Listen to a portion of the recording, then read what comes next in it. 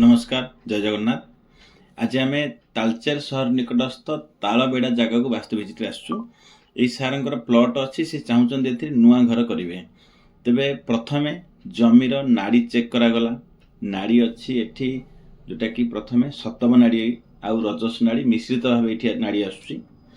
बाकी स्वर ये अच्छी इड़ा जो जमी प्रथम आपण जमी रहिला से जमी पाद रखिलार 5-10 मिनिट पर आपणकर जदि बाँ नाक दे जदि निश्वास चली तेज कह जाए इड़ा नाड़ी आटा से जमी बहुत भल उत्तम जमी बोली से दर्शाए।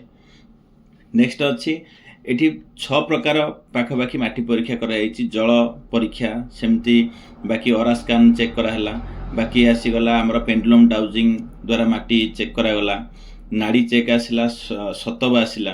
ये सब जगार बहुत पॉजिटिव अच्छी। एनर्जी लेवल पाखापाखि 8000 प्लस ये जगार अच्छी। तेणुक बहुत भल ये सब है।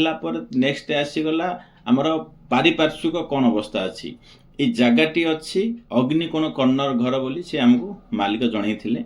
जेमती कि पूर्व पटे होची आउ दक्षिण पटर कर्णर घर जनईथिले।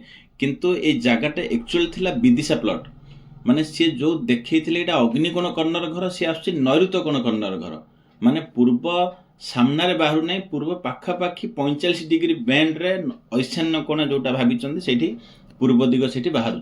तो विदिशा प्लॉट रे वास्तु देखा निहाती आवश्यक नहले क्या दिग हिसाब से किसी न था जोटा आम अग्निकोण भावी से नैऋत्य कोण आसो। तो ये प्रति जगार 4 दिगरे एनर्जी टेस्ट करागला। ब्रह्मस्थान एनर्जी टेस्ट करागला। ब्रह्मस्थान माटी किसी परीक्षा करागला। कर्णर एनर्जी टेस्ट करागला। एक्जाक्ट से कर्णर देखुन जमी गोटे पोल ऑलरेडी इंस्टॉल होगी गवर्नमेंट तरफ करेन्ट पोल से लगिकी ऑलरेडी अच्छी। तो सी किसी मात्रा भी कर्णर दोष कटाऊँच। बाकी 6 प्रकार माटी परीक्षा करागला। ओनर कर नाड़ी चेक करागला। बाकी जातक देखागला। ये सबू पर फाइनाल आसी जाए जोटा कि केते एरिया भितर घर करेंगे जातक अनुजाई।